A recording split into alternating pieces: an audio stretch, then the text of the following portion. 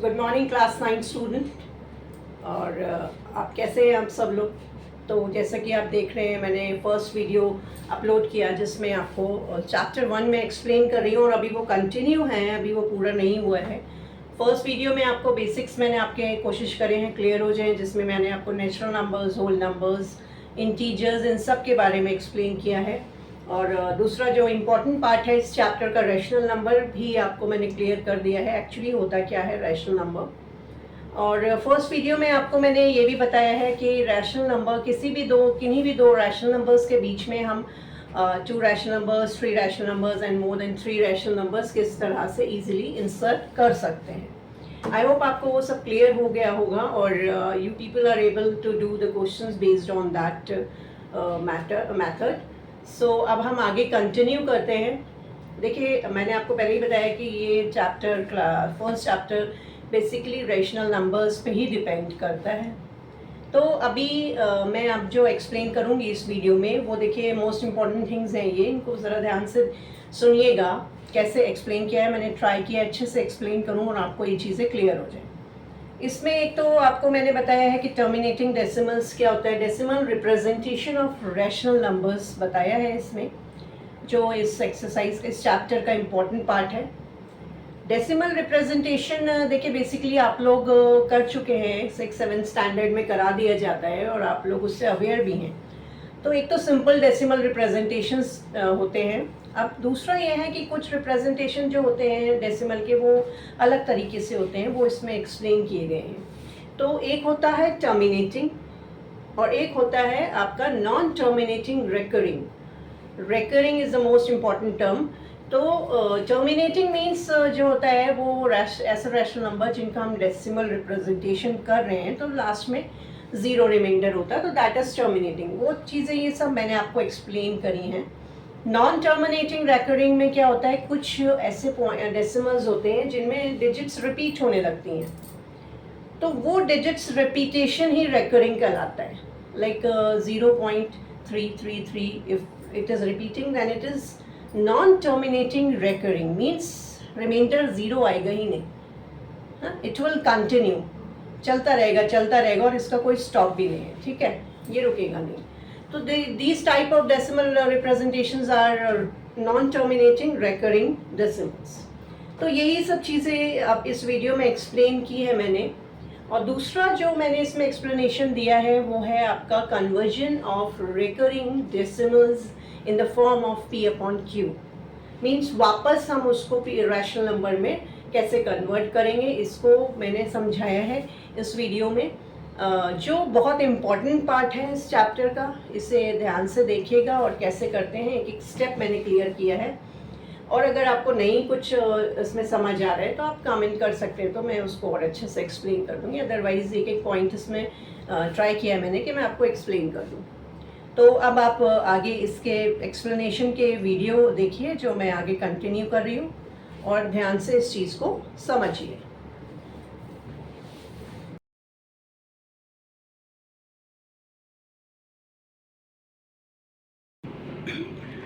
चलिए आगे का आपको एक्सप्लेनेशन शुरू करते हैं। तो अभी हम पढ़ेंगे more about rational numbers. Means अभी रैशनल नंबर्स के बारे में आगे मैंने बोला था ये chapter most of the part इसका डिपेंड करता है रैशनल नंबर्स पे। तो इसके बारे में अभी हम आगे और एक्सप्लेनेशंस हैं वो देखते हैं। इसमें रैशनल नंबर तो देखिए मैंने आपको पहले वाले डिस्कशन में एक्सप्लेनेशन में क्लियर किया है पहले वीडियो में कि रैशनल नंबर एक्चुअली होते क्या हैं। P/Q के फॉर्म में लिखे जाते हैं और जिसमें Q हमारा कभी भी 0 नहीं हो सकता, मीन्स डिनोमिनेटर कभी 0 नहीं होगा।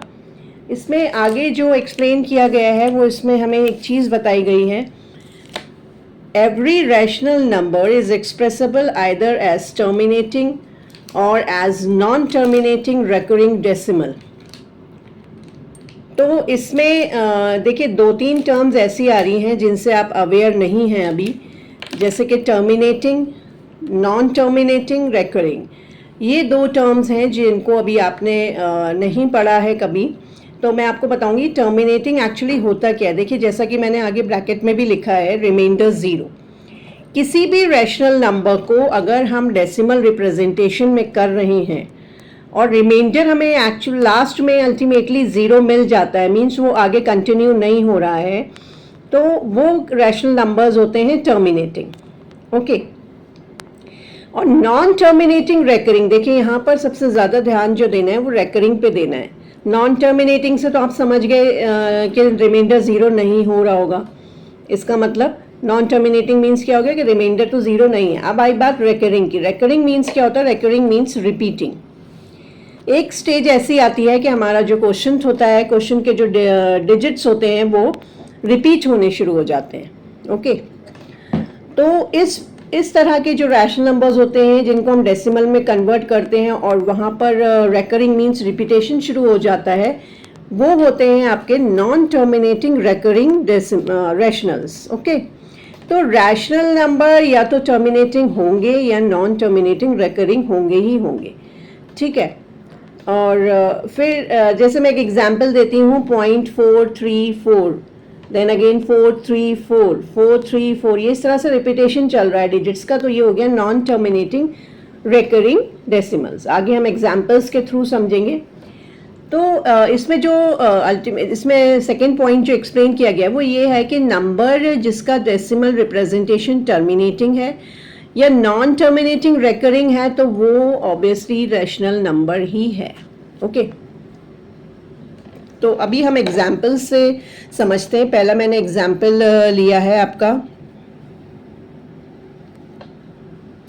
3 होल 1/8। 3 होल 1/8 को मैंने इम्प्रॉपर में चेंज किया है। इम्प्रॉपर में चेंज करने के बाद इसके बाद मैंने इसका डिवीजन किया है। देखिए डिवीजन आपको डेसिमल वाला आई थिंक आता होगा, ये क्योंकि 5th 6th स्टैंडर्ड में ही मतलब बच्चों को करा दिया जाता है, तो you people are in 9th standard, तो ये सब आपको ऑलरेडी क्लियर होगा। और जिनको नहीं आता है तो प्लीज़ कमेंट कर दीजिए, वो भी मैं आपको एक्सप्लेन कर दूंगी कि कैसे हम डेसिमल में डिवीजन करते हैं। तो इसमें आपका डेसिमल में जब हमने डिवाइड किया है, हमको लास्ट में क्या मिल गया? 0। ठीक है, अब हमें लास्ट में 0 मिल गया, इट मीन्स ये एंड हो गया, यहाँ पर ये एंड हो गया, तो इसका डेसिमल रिप्रेजेंटेशन हो गया 3 होल 1/8 का 3.125। डेसिमल लास्ट में रिमाइंडर 0 हो गया, एंड हो गया हमारा डिवीजन, तो this is terminating. Okay, this type of rational number, this rational number is terminating. Next example मैंने यहाँ पर लिया है 1/3। 1/3 में क्या करा मैंने, वही आपका डिवीजन डेसिमल वाला किया, क्योंकि 1 छोटा है तो स्टार्टिंग में ही डेसिमल लगा के हमने 0 लगा के फिर इसको प्रॉपर डिवीजन किया। बार बार देखिए रिमाइंडर 1 बच रहा है और हम 0 लगाते जा रहे हैं, क्योंकि एक बार डेसिमल लगाने के बाद हम 0 लगा सकते हैं, एक 0 हम लगा सकते हैं हर बार रिमाइंडर में। ठीक है, तो इसका देखिए डेसिमल रिप्रेजेंटेशन क्या है? 0.333, और अभी भी रुका नहीं है, इट विल गो ऑन। ठीक है, तो ये हो गया आपका, रिपीट हो रहा है डिजिट 333, तो इस तरह का ये जो हो गया, ये हो गया नॉन टर्मिनेटिंग रेकरिंग। ठीक है, आ गया वर्ड रेकरिंग, तो रेकरिंग पे आपको ज़्यादा ध्यान देना है। नाउ द नेक्स्ट एग्जाम्पल मैंने लिया है 16/25। इसमें भी प्रॉपर डेसिमल वाला डिवीजन चलेगा, और देखिए इसमें भी एंड में रिमाइंडर 0 हो गया, मीन्स ये स्टॉप हो गया, ये 0.64 पे स्टॉप हो गया, और इस तरह से हमारा 16/25 का डेसिमल रिप्रेजेंटेशन हुआ है 0.64, और जो कि टर्मिनेटिंग है। इसी तरह से एक और एग्जाम्पल मैंने लिया है यहाँ पे 13/80। इसका भी डेसिमल रिप्रेजेंटेशन हमारा देखिए यहाँ पर 0 हो गया, लास्ट में रिमाइंडर, तो टर्मिनेटिंग है, ये एंड हो गया।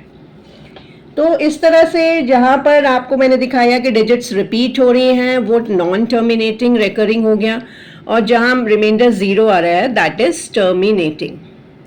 अब इसमें आपको एक चीज़ मैं आपको बताती हूँ, थोड़ा नोटिस करने वाली बात है।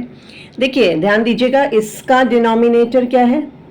80 है, इसका डिनोमिनेटर 25 है, 25 डिनोमिनेटर पर रिमाइंडर 0 है हमारा, 80 डिनोमिनेटर पर भी रिमाइंडर 0 है हमारा, और जब आपका 3 डिनोमिनेटर था तो रिमाइंडर 0 नहीं था, वो रेकरिंग हो गया था।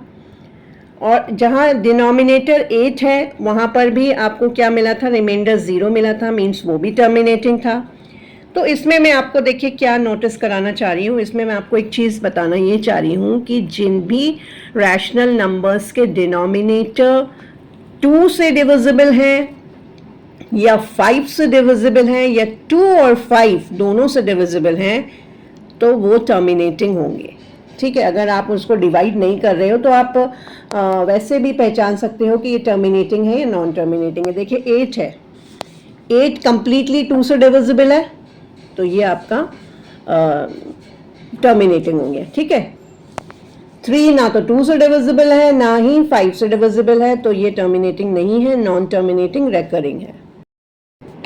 25 हमारा कंप्लीटली 5 से डिविजिबल है तो ये हमारा ऑब्वियसली टर्मिनेटिंग हो गया। 80 हमारा 2 एंड 5 बोथ से डिविजिबल है, दोनों से एक साथ डिविजिबल है तो ये भी टर्मिनेटिंग हो गया।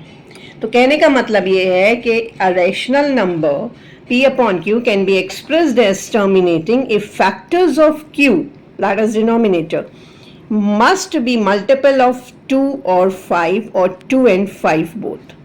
या तो 2 से डिवाइड हो रहा हो कंप्लीटली या 5 से डिवाइड हो रहा हो या 2 and 5 बोथ से डिवाइड हो रहा हो एक साथ, but not other than 2 and 5। अगर कोई भी नंबर ऐसा है जो 2 और 5 के अलावा किसी और से भी डिवाइड हो रहा है तो वो टर्मिनेटिंग नहीं होगा। देखिए इसमें 8 है तो ऑब्वियसली टर्मिनेटिंग होगा। 12 है, अब 12 2 से भी डिवाइड है और 3 से भी डिवाइड हो रहा है तो इसका मतलब ये नॉन टर्मिनेटिंग रेकरिंग रहेगा।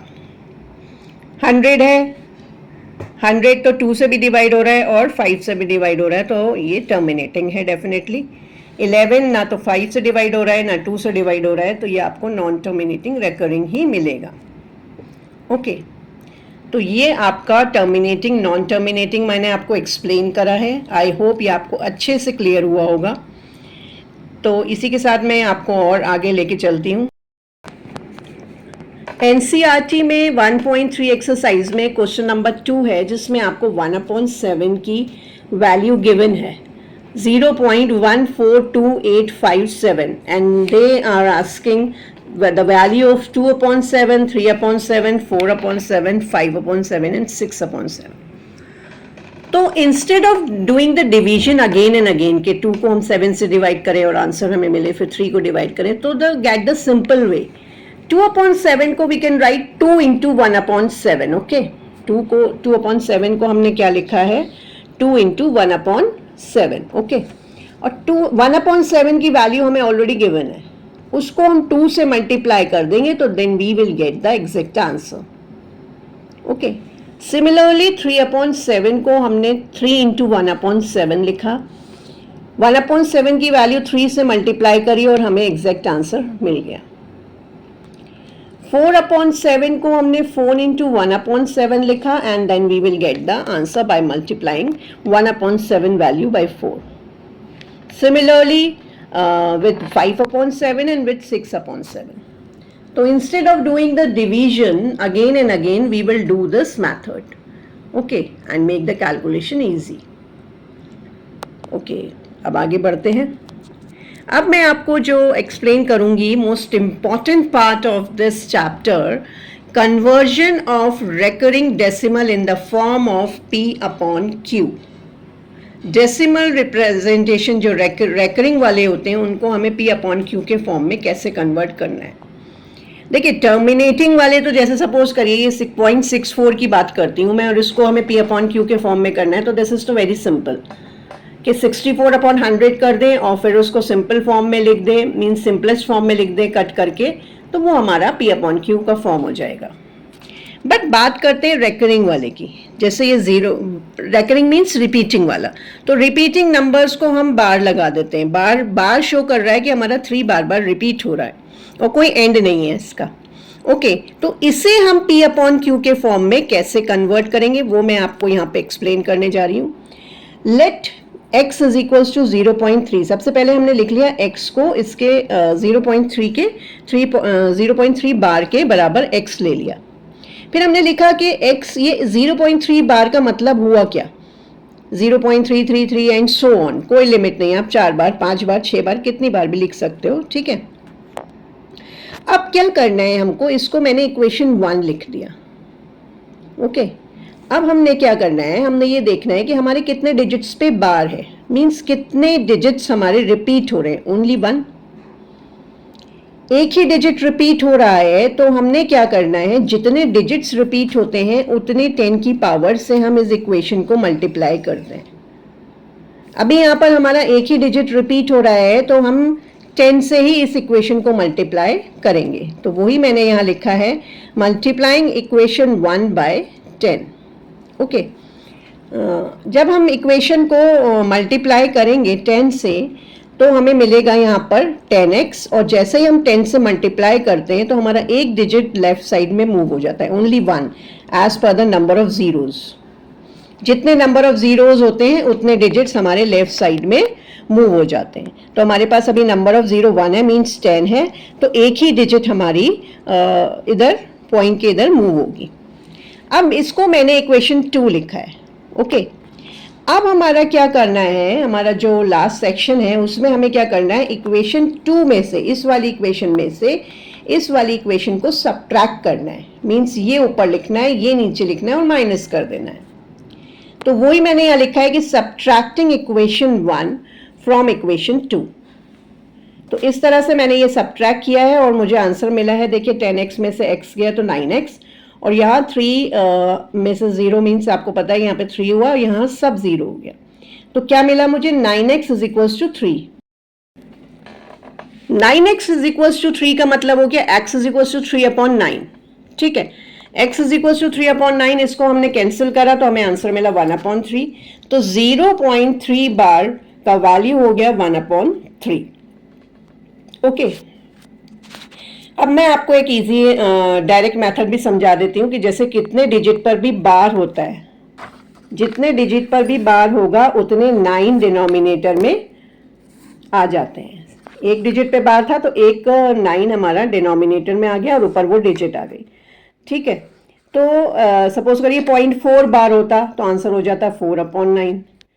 ठीक है, इस तरह से 14 बार होता मीन्स 1/4 पे बार होता तो 1/4/9 हो जाता। ठीक, 99 आ जाता। तो जितने भी डिजिट्स रिपीट हो रहे हैं उतने नंबर ऑफ 9s हमारे डिनोमिनेटर में आ जाते हैं। तो ये आपको क्लियर हो गया होगा एक्सप्लेनेशन। ठीक है, अभी और एग्जाम्पल्स लेंगे तभी आपको और ज़्यादा ये चीज़ क्लियर हो पाएगी। मैंने एक एग्जाम्पल लिया है 1.4 bar, express 1.4 bar in the form of P/Q। देखिए पैटर्न वही रहेगा कि हमें पहले रिपीट में लिखना है, फिर उसको 10 से, मतलब नंबर ऑफ डिजिट्स कितने हैं उस उतने 10 की पावर से मल्टीप्लाई करना है। तो सबसे पहले तो मैंने वही प्रोसेस किया है कि आपका x इज इक्वल्स टू 1.4 बार लिखा। ठीक है, अब ये 1.4 बार का मतलब हुआ क्या, ये एक्सप्लेन मैंने यहाँ पर करा कि 1.4 बार मीन्स हो गया 1.444 and so on. Now find out के कितने नंबर्स हमारे रिपीट हो रहे हैं। हमें इस 1 से कोई मतलब नहीं, हमें ये देखना है रिपीटेशन कितना हो रहा है। रिपीटेशन एक डिजिट का हो रहा है, तो फिर से वही बात आ गई। इसको पहले मैंने इक्वेशन 1 नाम दिया है, इक्वेशन 1 लेबल किया है।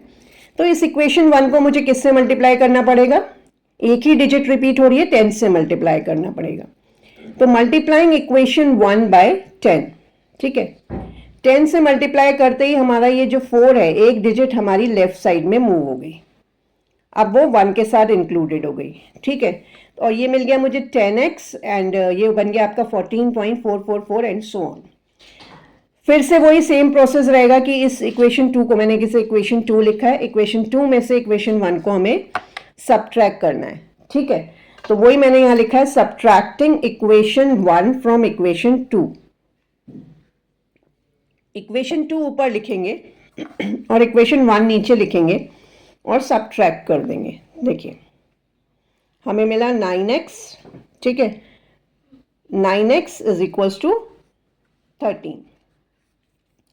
तो x इज इक्वल्स टू हो गया 13/9।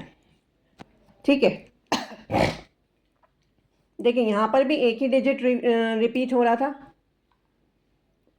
तो सिंगल 9 हमको डिनोमिनेटर में मिल गया, लेकिन ऊपर हमें एग्जैक्ट 14 नहीं मिला।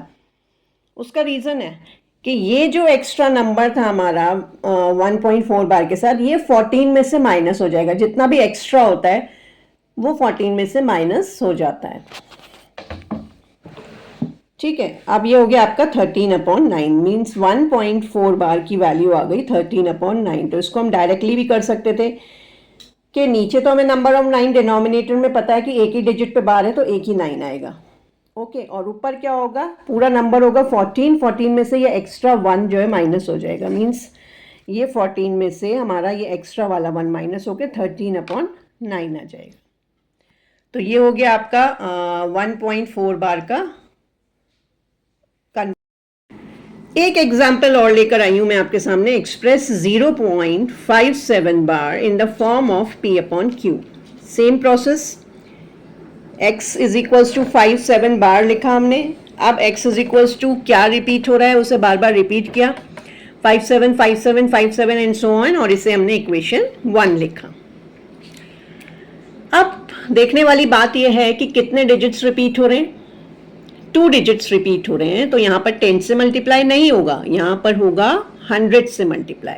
इक्वेशन 1 को हम 100 से मल्टीप्लाई करेंगे, वही मैंने यहाँ लिखा है कि मल्टीप्लाइंग इक्वेशन 1 बाय 100।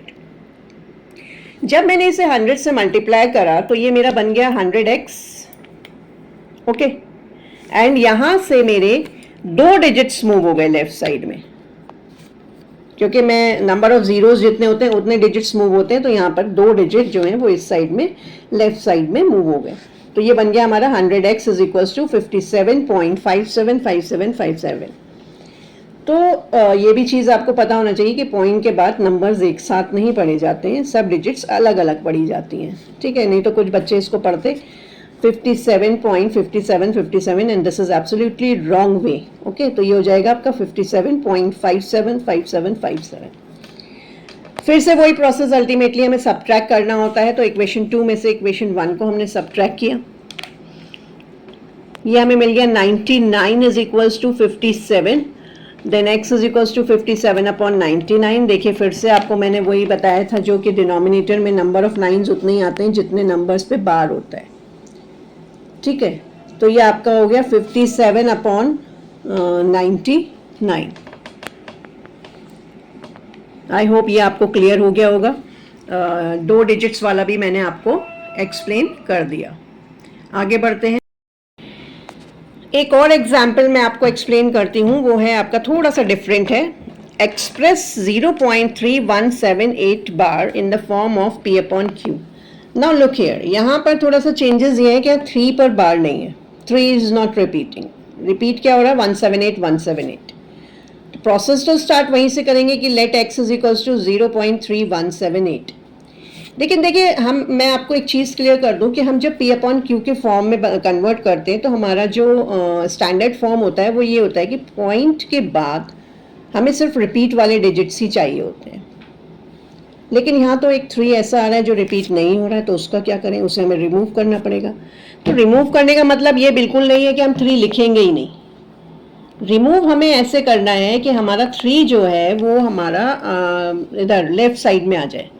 तो 3 लेफ्ट साइड में कब आएगा, जब हम इस इक्वेशन को 10 से मल्टीप्लाई करेंगे।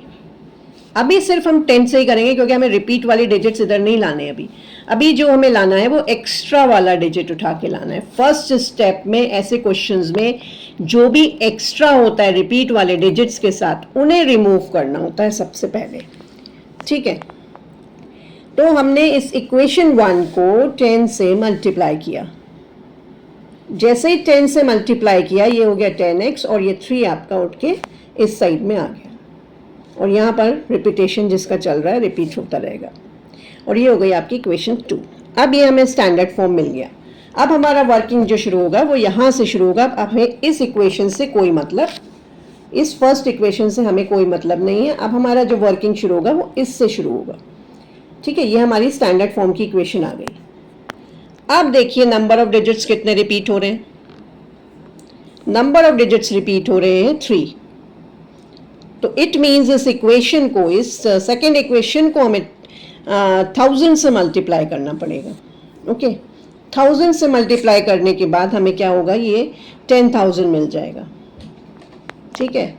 10,000 हो जाएगा, और यहाँ पर 3 डिजिट्स डायरेक्टली उठ के लेफ्ट साइड में आ जाएंगी। ये हो गई हमारी इक्वेशन 3। अभी तक 2 इक्वेशंस बन रही थी, अब हमारी ये एक्स्ट्रा डिजिट जो थी इसकी वजह से हमारी 3 इक्वेशन बनी है। अब जो सब्ट्रैक्शन हमें करना है, हमें सेकेंड इक्वेशन को थर्ड में से सब्ट्रैक्ट करना है। अब हमारा फर्स्ट से मैंने बोला कि कोई मतलब नहीं है, तो सेकेंड में से सब्ट्रैक्टिंग इक्वेशन 2 फ्रॉम 3 मैंने यहाँ पर लिखा है, तो 10,000 वाली ऊपर लिख के और 10x वाली नीचे लिख के हमने सब्ट्रैक्ट कर दिया। तो हमें मिला 9990 9990x is equals to 3175। Okay, तो x इज इक्वल्स टू क्या हो गया हमारा 3175, 9990 डिनोमिनेटर में आ गया। लेकिन अभी आप कहोगे कि अभी तो आपने कहा था कि नंबर ऑफ नाइन्स आते हैं जितने डिजिट्स पे बार होता है। ठीक है, नंबर ऑफ 9 तो देख लीजिए 3 ही आए हैं ना, 3 डिजिट पे बार था, तो 3 डिजिट हमारे जो हैं वो 9 हमारे 3 टाइम्स आ गए। लेकिन ये 0 एक्स्ट्रा किस लिए आया है? ये 0 एक्स्ट्रा आया है, ये जो हमारा एक्स्ट्रा डिजिट था इसके लिए। पॉइंट के राइट साइड में जो एक्स्ट्रा डिजिट होते हैं उनकी बात हो रही है, लेफ्ट साइड वालों की नहीं हो रही है। तो पॉइंट के बाद अगर कोई विदाउट बार जितने भी डिजिट्स हैं, यहाँ पर 1 है तो एक 0 आ गया। ओके, ये एक 0 नीचे डिनोमिनेटर में आ गया। डायरेक्ट कन्वर्जन का बता रही हूँ मैं। अच्छा, ऊपर 3178 नहीं आया, 3175 आया है, क्योंकि हम 3178 में से 3 जो एक्स्ट्रा है उसे माइनस कर देंगे। तो ये हमारा आ जाएगा 3175 अपॉन 9990। उसको कैंसिल करके, अगर आप कैंसिल कर सकते हो किसी भी रैशनल नंबर को सिंपलेस्ट फॉर्म में करने के लिए, तो ये आपका आ गया 635 अपॉन 1998। तो आई होप ये आपको क्लियर हो गया होगा बहुत अच्छे से। अगर नहीं हुआ है तो आप कमेंट करिएगा, मैं आपको और अच्छा। देखिए, इस तरह के क्वेश्चंस भी कभी हमें देखने को मिलते हैं कि express 2.36 bar plus 0.23 bar as fraction in simplest form. तो लिसन वेरी केयरफुली कि अगर हम इसको ऐसे डायरेक्टली प्लस करेंगे तो that is absolutely wrong method. तो इसमें हमें करना क्या होगा कि 2.36 बार को पहले हमें P अपॉन Q के फॉर्म में चेंज करना होगा, 0.23 बार को P अपॉन Q के फॉर्म में चेंज करना होगा, देन वी विल ऐड। ठीक है, तो 2.36 बार को हमें जब चेंज करना है तो ये हमारा क्या हो जाएगा, 236 में से हमने ये एक्स्ट्रा वाला माइनस कर दिया। डायरेक्टली बता रही हूँ, वैसे आप अगर डायरेक्टली नहीं कर पा रहे हो तो पूरा प्रोसेस वैसे ही करोगे। 236 में से 2 माइनस करा, 234 आया और अपॉन आया हमारा 2 डिजिट्स पे बार था तो 99 आ गया। इसी तरह से हमने 0.23 बार को हमने यहाँ पर कन्वर्ट करा डायरेक्टली, यहाँ पर कुछ भी एक्स्ट्रा नहीं है तो पूरा एज इट इज नंबर आ जाएगा और नीचे 99 आ गया बिकॉज 2 डिजिट्स पे बार था। तो हमें दोनों फ्रैक्शंस मिल गए हैं, उनका हमने एलसीएम लेके सॉल्व किया और हमें ये फाइनल आंसर मिल गया। तो इसका फाइनल आंसर हमें 257 अपॉन 99 मिला है। ठीक है, इसी तरह का एक क्वेश्चन और है जो आप खुद ट्राई करोगे। Express 0.38 bar and plus 1.27 bar in the form of P upon Q। इसका भी वही पैटर्न लगाइएगा, 3.38 बार को पहले कन्वर्ट करिएगा और 1.27 बार को कन्वर्ट करिएगा तो आपको आंसर मिल जाएगा। देखिए, एक्सरसाइज 1.3 में एक और क्वेश्चन है कि what can the maximum number of digits be in the repeating block of digits in the decimal expansion 1/17। तो इसमें ये पूछ रहे हैं 1/17 के रिपीटिंग ब्लॉक में जो डिजिट्स रिपीट होंगी वो कितनी होंगी। तो मैं आपको एक चीज और यहाँ पर थोड़ा सा क्लियर करना चाहूंगी कि maximum number of digits in the repeating block of digits in the decimal expansion of 1/17 is 1 less than 17। Means जो रिपीटिंग मैक्सिमम नंबर जो रिपीट होंगे इसमें तो एक कम कर दिया जाता है डिनोमिनेटर से। डिनोमिनेटर 17 है तो आपके मैक्सिमम नंबर कितने डिजिट्स रिपीट होंगे, 16। अब देखिए, मैंने ये पूरा एक डिवीजन सॉल्व किया है, काफ़ी लंबा है ये। तो इसमें हमारा स्टार्ट हुआ 0.0588235411764707 फिर से देखिए ये रिपीट हो गया 0588। क्यों? क्योंकि यहाँ पर जब हमारा रिमाइंडर 1 आया और स्टार्टिंग भी हमने 1 से ही की थी, रिमाइंडर 1 आ गया, इसका मतलब फिर से वही प्रोसेस चलेगा। इतना लंबा फिर से चलेगा, देखिए ये यहाँ से लेके स्टार्ट होके फिर रिमाइंडर 1 आ जाएगा अल्टीमेटली। तो ये रिपीटिंग चलती रहेगी। तो रिपीटिंग कहाँ तक हुई है हमारी? रिपीटिंग हुई है ये 7 तक। अब 7 तक काउंट करिए कितने डिजिट्स हुए। 1 2 3 4 5 6 7 8 9 10 11 12 13 14 15 16 डिजिट्स रिपीटिंग ब्लॉक में है। मीन्स जितना डिनोमिनेटर है उससे एक कम। तो ये आपका 1.3 के क्वेश्चंस थे जो मैंने आपको थोड़े एक्सप्लेन कर दिए हैं। बाकी अगर कोई इसमें प्रॉब्लम होगी तो you can comment and I will explain that portion also. तो अभी मैं आज इतना ही एक्सप्लेन करूँगी। नेक्स्ट एक्सप्लेनेशन में करूँगी रैशनलाइजेशन ऑफ डिनोमिनेटर। ओके, तो तब तक आप इसको देखिए इस वीडियो को and try to solve other questions of RS Agarwal also. Till then, bye bye. Have a good day. Take care.